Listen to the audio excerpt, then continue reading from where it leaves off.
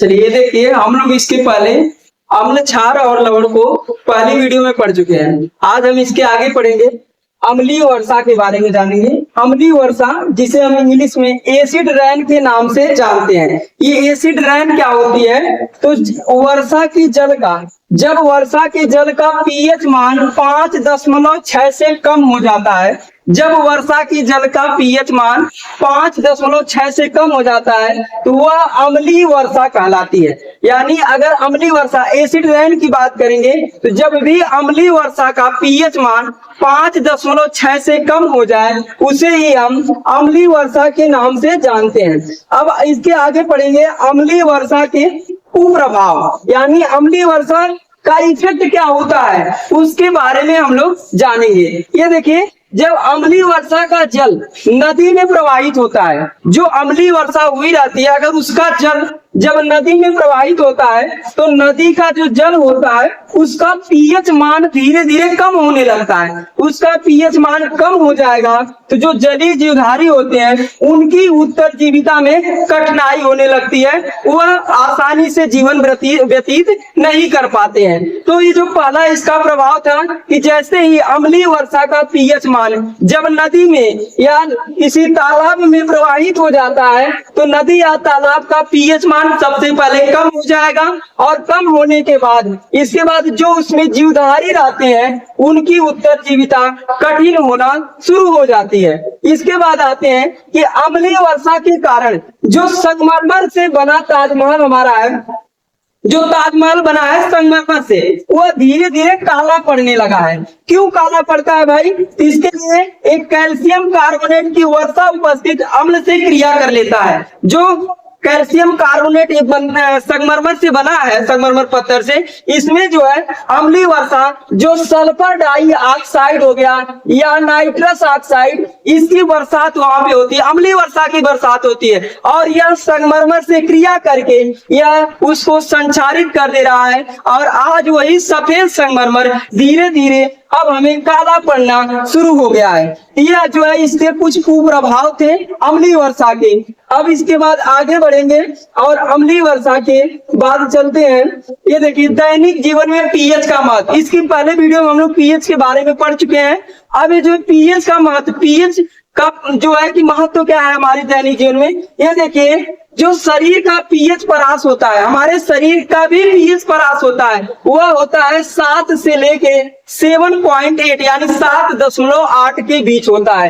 ये क्वेश्चन पूछा जाता है कि हमारे शरीर का पीएच परास कितना होता है, तो 7 से लेके 7.8 के बीच होता है, जिससे हमारी शरीर कार्यशील रहती है। और पौधों की बात करें तो पौधों में विशिष्ट पीएच मान की आवश्यकता होती है, पौधों में अलग से पीएच मान की आवश्यकता होती है। और हमारा जो उदर होता है, पेट होता है, उसमें HCl उत्पन्न होता है, जो हाइड्रोक्लोरिक अम्ल जिसे हम कहते हैं HCl, जो भोजन पाचन में क्या करता है, सहायता करता है। और अपच होने पर जब हमें एसिडिटी हो जाती है, अपच हो जाता है, तो उसमें अधिक मात्रा में यही HCl स्रावित हो जाता है। जब एसिडिटी जो प्रॉब्लम होती है उसमें क्या होता है कि ये जो HCl हमारे शरीर में पाया जाता है इसकी मात्रा अधिक बढ़ जाती है, और पेट में दर्द होना शुरू हो जाता है, जलन होना शुरू हो जाता है। इसे दूर करने के लिए हम एंटा एसिड जैसे क्षारकों का प्रयोग करते हैं। तो ये जो है एंटा एसिड का फुल फॉर्म होता है, नाम इसका जो रासायनिक सूत्र होता है MgOH का होल ट्वाइस, जिसे हम एंटा एसिड के नाम से जानते हैं। इसके बाद जो मुंह का पीएच मान होता है, अगर वह 5.5 से कम होने लगता है, जो हमारे मुंह का पीएच मान अगर 5.5 से कम होने लगता है तो दांतों में धीरे धीरे सड़न होने लगती है। जो हमारे दांत में इनेमल पाया जाता है ये संचारित होने लगता है, और जिससे हमारे दांत में पायरिया और दांत में सड़न जैसे रोग होना शुरू हो जाते हैं। और इसके बाद मधुमक्खी का जो डंक होता है, जो मधुमक्खी डंक मारती है, उसमें मेथनोइक अम्ल पाया जाता है, जो कि एक घातक होता है, जिससे जलन होना शुरू हो जाता है। और ये डंक को जो हम क्या करते हैं, तो बेकिंग सोडा जैसे दुर्बल छाप से आराम हम पा सकते हैं। तो डंक मारने पर हम बेकिंग सोडा का यूज करते हैं। क्यों? क्योंकि जो मेथनोइक अम्ल होता है वह एक अम्ल है, और जैसे ही बेकिंग सोडा जो होता है वह एक क्षार होता है, उससे वो क्रिया कर लेता है। तो क्रिया करने के बाद ये उदासीन हो जाता है, न्यूट्रल हो जाता है, जिससे हमें आराम मिलना शुरू हो जाता है।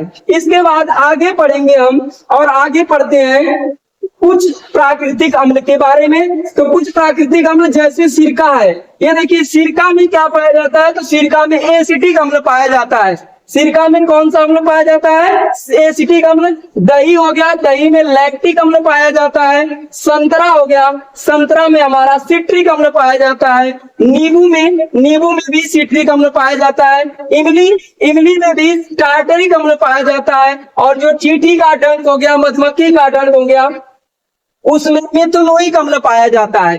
और इसके बाद टमाटर की बात करें तो टमाटर में ऑक्जेलिक अम्ल पाया जाता है। टमाटर हो गया, बैगन हो गया, इन सब में ऑक्जेलिक अम्ल पाया जाता है। इसके बाद जो नेटर होता है उसका डंक में मेथनोइक अम्ल पाया जाता है। ये रहे कुछ प्राकृतिक अम्ल जो पाए जाते हैं। उसमें कौन कौन अम्ल पाए जाते हैं, तो सिरका की बात करेंगे एसिटिक अम्ल, दही की बात करेंगे लैक्टिक अम्ल, संतरा की बात करेंगे सिट्रिक अम्ल, नींबू की बात करेंगे तो सिट्रिक अम्ल, इमली की बात करेंगे तो टार्टरिक अम्ल, चींटी के डंक की बात करेंगे तो मेथनोइक अम्ल, टमाटर की बात करेंगे तो ऑक्जेलिक अम्ल, और नेटर का डंक की बात करेंगे तो मेथनोइक अम्ल पाया जाता है। इसके बाद आगे बढ़ेंगे और आगे बढ़ते हैं साधारण नमक से बनने वाले पदार्थ। ये जो साधारण नमक है, इससे कौन कौन से पदार्थ बनते हैं? ये देखिए, जो साधारण नमक होते हैं उसमें कई महत्वपूर्ण यौगिक बनाए जाते हैं, उससे कई पदार्थ बनाए जाते हैं। जैसे देखिए सोडियम हाइड्रोक्साइड हो गया, जिसका रासायनिक सूत्र क्या होता है, NaOH होता है। सोडियम हाइड्रोक्साइड का रासायनिक सूत्र क्या होता है, NaOH होता है। ये देखिए प्रकार का ये एक क्षार है सोडियम हाइड्रोक्साइड। इसके बाद व्यंजक चूर्ण होता है, यह भी जो है साधारण नमक से ही बनाया जाता है। बेकिंग सोडा हो गया, यह भी साधारण नमक से बनाया जाता है। धावन सोडा या जिसे धोने का सोडा कहते हैं, यह भी जो है साधारण नमक से ही बनाया जाता है। प्लास्टर ऑफ पेरिस जिसे हम POP के नाम से जानते हैं, यह भी हमारा साधारण नमक से बनाया जाता है। ये रहे साधारण नमक से बनने वाले कुछ पदार्थ। आगे बढ़ते हैं, इसके बाद आगे पढ़ेंगे सोडियम हाइड्रोक्साइड। ये सोडियम हाइड्रोक्साइड जिसका अभी हमने नाम रासायनिक सूत्र बताया है NaOH, सोडियम हाइड्रोक्साइड। इसे हम कास्टिक सोडा भी कहते हैं। किसको?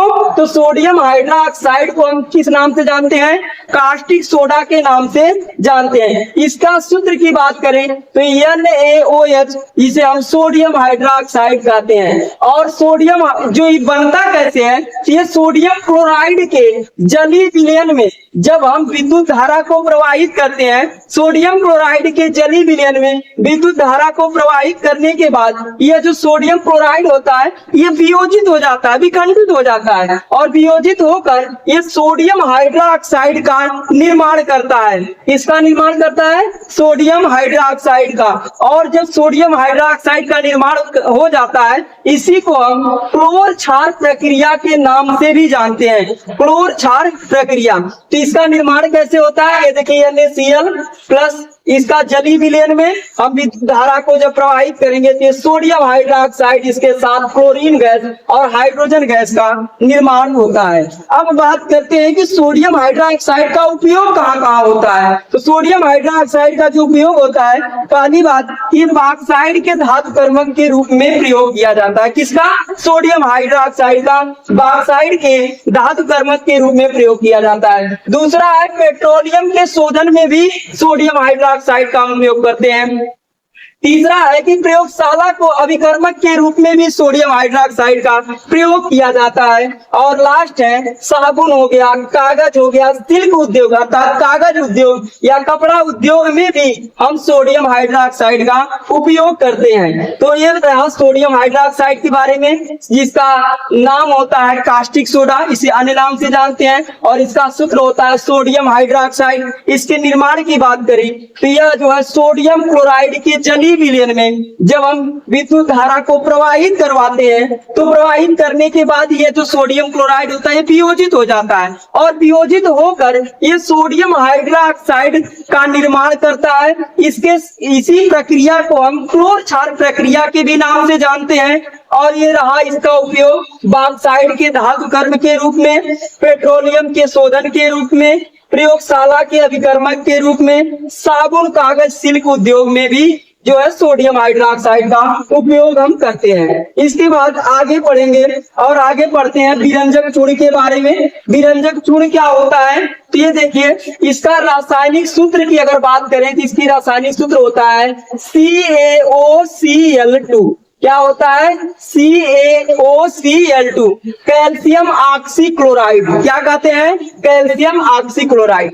अब इसके निर्माण की अगर बात करें तो जो बुझा हुआ चूना होता है जिसे हम कैल्शियम हाइड्रोक्साइड कहते हैं CaOH2I, और क्लोरीन के साथ ये क्रिया करके विरंजक चूर्ण का निर्माण करता है। कौन?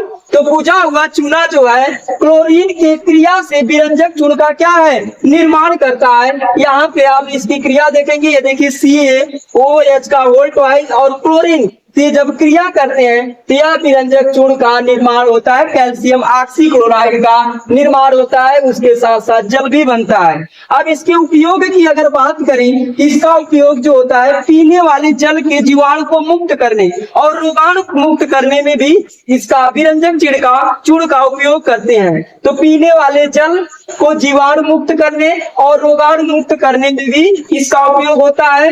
वस्त्र उद्योग में भी विरंजक चूर्ण के रूप में इसका उपयोग होता है, यानी कपड़े की रंगाई करने में भी विरंजक चूर्ण का हम उपयोग करते हैं। इसके बाद प्रयोगशाला में अभिकर्मक के रूप में भी इसका प्रयोग होता है, और कागज उद्योग में भी विरंजक के रूप में भी इसका उपयोग किया जाता है।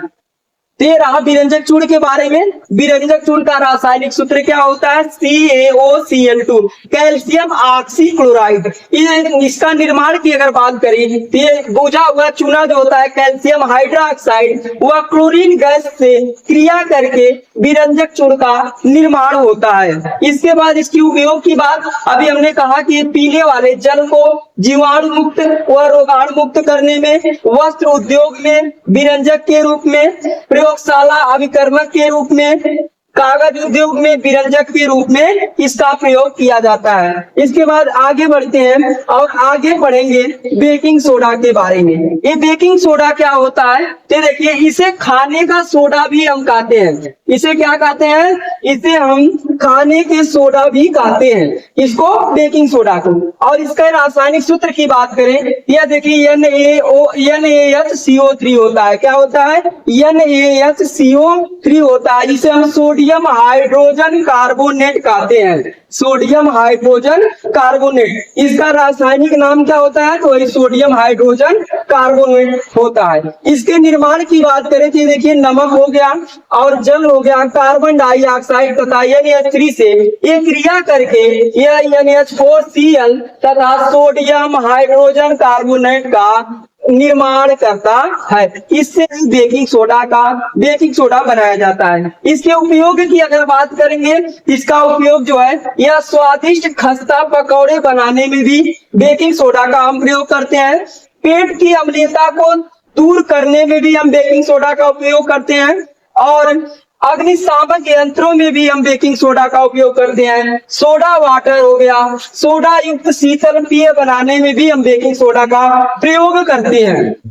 फिर आप बेकिंग सोडा के बारे में एक बार इसका रिवीजन करते हैं। बेकिंग सोडा का अन्य नाम क्या है, जिसे खाने का सोडा भी कहते हैं। इसका रासायनिक सूत्र की बात करें तो NaHCO3 होता है और इसे रासायनिक नाम इसका होता है सोडियम हाइड्रोजन कार्बोनेट। इसका निर्माण की बात करें तो देखिए सोडियम क्लोराइड, जल और कार्बन डाइऑक्साइड इसके साथ NH3 से यह अपक्रिया करके NH4Cl और इसके बाद सोडियम हाइड्रोजन कार्बोनेट का निर्माण होता है। और इसका उपयोग की बात की जाए तो ये देखिए स्वादिष्ट जो घरेलू स्वादिष्ट खाने होते हैं, खस्ता हो गया, पकौड़े हो गए, ये बनाने में भी इसका उपयोग होता है।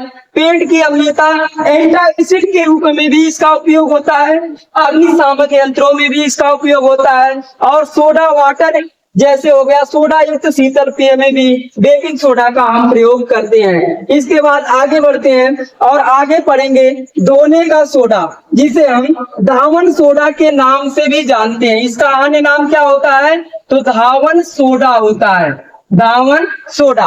ये देखिए इसके रासायनिक सूत्र की बात करें तो ये होता है Na2CO3 इंटू 10H2O। इसका रासायनिक सूत्र क्या होता है तो Na2CO3 इंटू 10H2O होता है। बेकिंग सोडा को जब हम गर्म करने पर सोडियम कार्बोनेट को प्राप्त करते हैं, जब हम बेकिंग सोडा को गर्म करते हैं उस समय सोडियम कार्बोनेट को प्राप्त किया जाता है और उसका पुनः क्रिस्टलीकरण के द्वारा यानी उसका हम पुनः क्रिस्टलीकरण करके दोने का सोडे का निर्माण करते हैं, यानी दामन सोडा हम प्राप्त कर सकते हैं। तो दामन सोडा प्राप्त करने की विधि क्या है तो बेकिंग सोडा को गर्म करेंगे, गर्म करने के बाद सोडियम कार्बोनेट प्राप्त होगा और उसका पुनः क्रिस्टलीकरण करके हम दामन सोडा को प्राप्त कर सकते हैं। ये देखिए Na2CO3 जो है सोडियम कार्बोनेट और यह जल के अणु से अपक्रिया करता है और इसके बाद ये बनाता है Na2CO3 इंटू 10H2O। इसके उपयोग की अगर बात करें, इसका उपयोग जो है कांच, साबुन, कागज उद्योग में भी होता है और इसके उपयोग जो है घरों में साफ सफाई के रूप में किया जाता है। इसका उपयोग प्रयोगशाला में अभिकर्मक के रूप में किया जाता है और जल की अस्थायी कठोरता को दूर करने के लिए अर्थात जल की अस्थायी कठोरता को हटाने के लिए भी दामन सोडा का हम प्रयोग करते हैं। ये रहा दामन सोडा। इसके रासायनिक सूत्र की बात करें तो Na2CO3 इंटू 10H2O होता है। इसके निर्माण की अगर बात करें तो बेकिंग सोडा को जब गर्म करते हैं तो सोडियम कार्बोनेट प्राप्त होता है और उसके पुनः क्रिस्टलीकरण के द्वारा दोने का सोडा हम प्राप्त कर सकते हैं। और इसके उपयोग की बात करें जिसका उपयोग कागज उद्योग, साबुन उद्योग, कांच उद्योग और इसका उपयोग घरों में साफ सफाई के लिए, प्रयोगशाला में अभिकर्मक के रूप में जल की अस्थायी कठोरता को दूर करने में भी किया जाता है। इसके बाद आगे बढ़ते हैं और अगला हमारा है प्लास्टर ऑफ पेरिस, जिसे हम पीओपी के नाम से जानते हैं। इसका अन्य नाम क्या है तो पीओपी, प्लास्टर ऑफ पेरिस के नाम से जानते हैं। इसका रासायनिक सूत्र जो होता है CaSO4 इंटू हाफ H2O होता है। इसका रासायनिक सूत्र क्या होता है CaSO4 इंटू हाफ H2O होता है। और इसके निर्माण की अगर बात करें तो जिप्सम को जब हम 373 केल्विन पर गर्म करते हैं, जिप्सम को जब हम 373 केल्विन पर गर्म करते हैं तो यह जल के अणुओं का क्या कर देता है त्याग कर देता है और त्याग करने के बाद कैल्शियम सल्फेट अर्धहाइड्रेट हेमी हाइड्रेट बनाता है। कौन बनाता है तो ये जिप्सम। जिप्सम को जब हम 373 केल्विन पर गर्म करते हैं तो सबसे पहले ये जल के अणुओं का त्याग करता है और जल के अणुओं को त्याग करने के बाद ये क्या बनाता है तो यह जो है कैल्शियम सल्फेट अर्धहाइड्रेट हेमी हाइड्रेट का निर्माण करता है और इसे ही हम प्लास्टर ऑफ पेरिस के नाम से भी जानते हैं, पीओपी के नाम से जानते हैं। ये देखिए इसका रहा ये CaSO4 इंटू हाफ H2O और यह जल का 3/2 अणु से अपक्रिया करके ये क्या बनाता है CaSO4 इंटू 2H2O का निर्माण करता है। अगर इसके उपयोग की बात करें, इसका उपयोग भवन निर्माण में, दंत चिकित्सा में या मूर्तियां आदि के सजावटी सामानों में या टूटी फूटी हड्डियों को जोड़ने के लिए भी हम किसका उपयोग करते हैं पीओपी का उपयोग करते हैं। तो ये रहा पीओपी जिसका नाम है प्लास्टर ऑफ पेरिस। इसका रासायनिक सूत्र की बात करें तो CaSO4 इंटू हाफ H2O होता है। और इसके निर्माण की अगर बात की जाए तो जिप्सम को जब हम 373 केल्विन पर गर्म करते हैं तो गर्म करने के बाद ये जल के अणुओं का क्या कर देता है, त्याग कर देता है, और त्याग करके ये बनाता है कैल्शियम सल्फेट, अर्धहाइड्रेट, हेमीहाइड्रेट, और इसके बाद ये पीओपी का निर्माण होता है, पीओपी का निर्माण होता है। और इसका उपयोग की बात करें तो ये देखिए भवन निर्माण में, दंत चिकित्सा में, मूर्तियों आदि के सजावटी सामान बनाने में भी किया जाता है। और सबसे इंपॉर्टेंट होता है कि जो हमारी हड्डियां टूट फूट जाती हैं उसको जोड़ने में भी ये कार्य करता है। कौन? तो पीओपी। ये रहा पीओपी के बारे में।